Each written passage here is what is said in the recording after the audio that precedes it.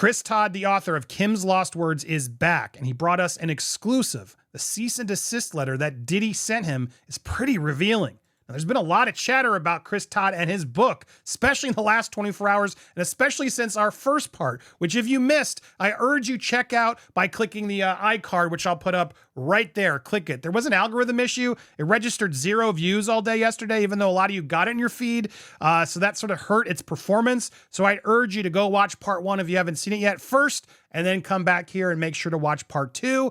Also, we're going to be live in about an hour, so make sure you come back and check it. We got some big news. And yes, Jaguar Wright is also going to be joining us on the show. Make sure to tune in later. If you haven't already, hit that subscribe button. A lot is coming. But without further ado, here is part 2 of our interview with Chris Todd.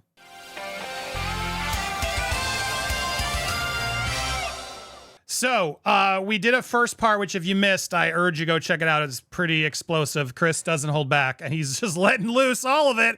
Again, I don't really have an opinion. I'm giving you the benefit of the doubt, sir, but it's really obviously the audience's job to do the homework, the research, etc. Because there is some hearsay here. There is some stuff we haven't. He claims he hasn't actually seen a lot of this, but in telling this story and releasing this book, you did give something to us that hasn't been out there yet, which is this cease and desist from Combs' attorney. Now, it's all here, guys. You can check it out. We'll probably post this over on a Patreon, et cetera, so you guys can see it as well in its full glory. But what I find most telling about this, Chris, is him obviously trying to get you to shut it off, but that he wants you to provide forensic images of the purpose flash drive, which the manuscript was found together with sworn affidavit, identifying all this stuff, yada, yada, yada. Why would you ask for such a thing if no drive exists? I do have to say, this seems a little strange to me. I guess, what is your reaction to getting this cease and desist from Diddy's team? Yeah, I never showed anybody this. I sat on it. I talked to a couple reporters. I only showed them like kind of the FedEx envelope. I never showed them anything. And so I kind of waited, and I decided to give it to you exclusively. I know I read some of it on a different podcast, but that was very recent, and you're the only person that has a copy of this. So why now? And did you respond? What happened from this? I called Michael back. He didn't respond to me. So I don't know why they're coming so hard at me, and then you run like a coward. So I mean, do you want him to sue you? Is that are you trying to call they his would bluff? they would never sue me. Do you understand? If Sean Combs sued me, do you understand what I would do to them? Elaborate for those that don't know you. I would have subpoena power over Sean Combs and all the discovery, all the evidence, his emails, his phone calls. I would depose him in jail with the best attorneys in the world. So that's why they don't sue Jaguar Wright, because you will grant her subpoena power, and she will have every right to defend her claims. That's why people don't understand that. And that's why people are hesitant to do lawsuits, because you have discovery. You have to hand over all your stuff to the defendant. Okay? And if you don't, you lose. With the Brady rule, which is part of it. Okay? You can't hide evidence. So, and I can go after Sean Combs. That'd be insane. And look, I'm not going after him like that either. I'm telling Kim's story. But to answer your question is, I know it was kind of a publicity stunt. It was a little spooky to get it. They actually sent it to the wrong address. A neighbor had to give it to me. So, it's an invasion. It's a little scary. It kind of spooked me a little bit. But, a wounded animal is the most dangerous one. So be careful. Well, it's interesting because you say they haven't gone after Jaguar. It's true. They went after Piers Morgan. It was like a weird, they UK won't go after workaround. Jaguar. That's what it I'm was saying. a weird UK workaround. It felt like Spiro was like, we can get Morgan because he's, I guess, got a contract or something. He's not going to risk it with his bosses. Well, he retracted it. But yeah, Jaguar's still out there talking. She's not going to stop talking, and they're not going to stop her. But my point is, remember, when you have Piers Morgan, you have big pockets. I'm in another lawsuit too, where they went after a news conglomerate. They're not going to come after Chris Todd. They're looking to come after somebody with deep pockets that they can scare. Just like Albie Shore was trying to scare off Amazon. How deep are those pockets? So that's what I'm saying. But, you know, this is just all part of the game. I have nothing personal against the lawyers. If they want to talk to me, I'll talk to them. You know, I don't know if I could help Sean. I don't know. I think Courtney was trying to help Sean at one time too, but I think Courtney was followed, and I think they had a Title III on his phone. They tap your phone. I think it's called a Title III. Wait, you're saying help Sean? You want to help Sean? Why would you help Sean? Did he? What I mean is, you know, when I did the book, I helped some of the celebrities. I X'd out their names. I X'd out other things inside there. I put disclaimers. I reached out to some of these people. You have to understand, as a whistleblower or an investigator, I have to work both sides. So if Sean Combs could tell me a lot of stuff, and I made a suggestion that maybe he should come forward. Save your soul, man. Come back to God. Say you're a big Christian, you're a big God-fearing man, then come back. Throw yourself at the mercy of the public and ask for forgiveness. There's ways to help these people. Their stories are I'm all for forgiveness, but man, I think Diddy's long past it. I mean, I guess especially if what you're saying in the book is true. No, I mean, you claim to be an advocate. The whole point of this book, I thought, was to be Kim's voice. Is that, you think, what Kim would want as well?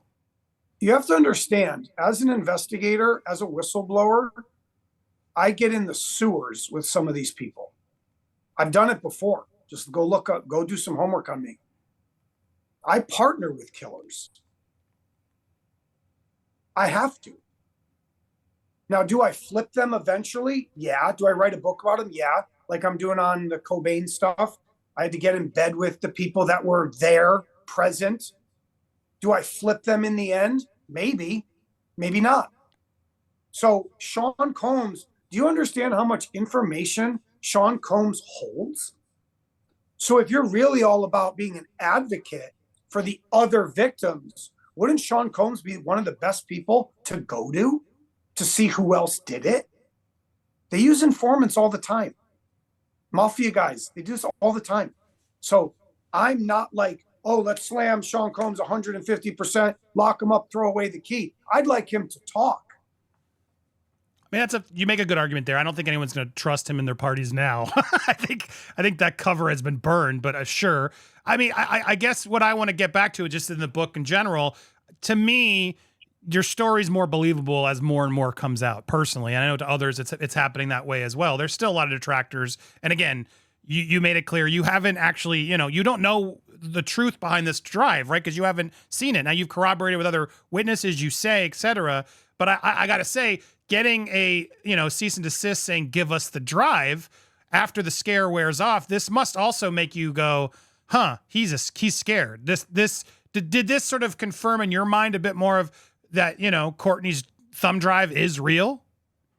Well, I know they're real. And also that cease and desist, even when I first ever read it, I knew it was real, because why would you ask me for it? If you think it's so fake and you keep calling the book fake, why are you asking for the drives? Now, they could argue and say, well, we just need to do our due diligence and double check that they don't exist. So that makes sense. So, but when you do the smell test and my instincts, I'm like, they're real. And I never had them in my possession. I never even had the original first 3. After Courtney was given 8, he didn't have all 11 at first. That's what he's saying now. Now they're saying there's 11 drives. And so if the Homeland Security, FBI, federal, U.S. Attorney's Office investigators, if they've already grabbed them, then they have them. There's nothing else to get. And those are going to be lost forever. And that's a shame. The public has a right to know and a need to know. And this is going to be bad. If they have them and nobody ever gets to see those except a jury, where they don't even have cameras in the courtrooms in New York, they draw with a coloring book. It is absurd. There's not even photographs. Yeah, I agree on that. 100%. That's a shame. So why do you believe Courtney? Why did you believe Courtney when he came forward with all this? How is this sort of moment of him being, explain the audience, because I kind of know your answer, you've told me before, but him being subpoenaed to the grand jury and doing all this, only reiterates the importance of him and almost, the fact that these tapes, this thumb drive must be accurate. No, it doesn't mean must be, but if they come kick your door and handcuff you, confiscate your materials and trash your house, then obviously they're looking for something. Do you know how many people I've reported to the FBI that they've done nothing? Do you know how many child unalivers I've reported? They've done nothing. So obviously somebody with power and clout told the FBI or Homeland Security or Damian Williams' office, you need to go to this guy right away. I think I know who it is. I'm not going to say who it is, but I think I know. So yeah, it kind of points right away what's up. They don't waste their time, man, and go after you like that. They don't do that. I've dealt with the federal authorities for over a decade. Well, you also talk about this other celebrity source, and again, you haven't told me. I don't really want to know. I don't want to get in the weeds of that yet, but that also, in a way, confirmed to you that these books, tapes were real, correct? Can you at least elaborate on that without giving the name away? Well, I'll quickly answer what you asked me about Courtney first, right? I like Courtney. I bonded with him. Do I say I believe everything he says? No. When he talks about Chris Lighty and Shakir Stewart and Heavy D, do I think they were unalived? Maybe. I haven't looked at it fully. I haven't done the real Chris Todd investigation for that because I've been so caught up in the book, the memoir, the diary, the press. That's my dance right now. So the first thing is I like Courtney and I felt bad for him. And what I always say I put a spotlight on you and I have the one lie rule and I do all this stuff of how I investigate things. I believed him enough to go for it. You never know everything from a whistleblower source. You don't know if they're hiding something. You don't know if they're setting you up. So I called his bluff. That's it. And I put the book out. And it's beautiful. And it's inspiring people.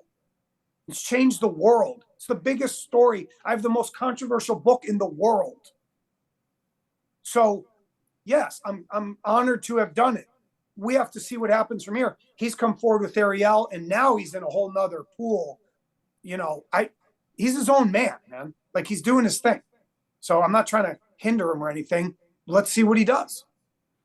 Well, it seems like so from what I'm gathering, he had this book, which he even sort of claims he didn't read. Do you believe that? No. He says he didn't watch the tapes. Do you believe that? I know some of the tapes he would not fully watch because he's very, he's very East Coast and he won't watch guys, he says. Got it. I get it. But he elaborates to you on these tapes and so on. And I guess, why do you believe him so much? And then why did he have you write this book instead, or this version of it? I mean, there's parts of it I did. I'm coming forward now. Edit it. However, how would you categorize? What did you do on this book? I did write parts of the book. Meaning, like, you rewrote some certain sections of Kim's words? Mm-hmm. For what purpose? What did you explain that to the audience, and sort of why did Courtney let you do that? I understand. There's a couple of reasons I'm coming forward now. I wanted to work with Kim Porter in a way. And when I have a victim come to me that I feel that they're here with me, I make decisions. I do what I want to do. So I did the disclaimer. I pulled the prologue out and the epilogue out where the source was writing as a tribute to Kim. I removed that. There are a couple parts of the book that I wrote. I didn't change anything. I just said things in a little bit of a different way that I felt maybe she was struggling to say grammatically or with a dramatic punch. That's my right. This is partly my book. So I claim the rights to the book. I guess the one thing that gives me a red flag is just you keep saying it's your story. And I get it. You do a lot of part in it. You're allowed to make money in it. It's supposed to be about Kim's story. And you get very excited about it's me. It's Chris Todd's story. It's me. Do you see how that could perturb some people who are out there to try to ensure it's Kim Porter getting that justice?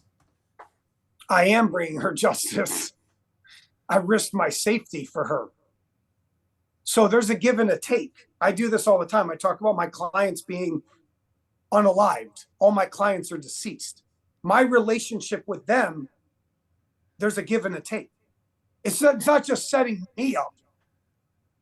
They give me something too. I don't care how anybody looks at it. You're not in my shoes. You're not dealing with what I did. I solved the most famous murder case in history. Do you know what it took to do that? So go look me up. Go just don't look at me just from Kim Porter. So my other point too is I make a joke. I like to use movie quotes, and you're a big movie guy too. Just like Braveheart. And they say, oh, it's your island? Yeah, it's mine. Was it his island? Was it Steven's island? But he claims it's his, right? So sometimes you just got to have fun with it, man. We know Kim's the center of it all, but I'm part of it too. This is my art. And Courtney is a great guy. Ariel's great. And they're doing their thing. There's other people, the Jaguars and the Gene Deals and Allie Carter's. Let them do their thing.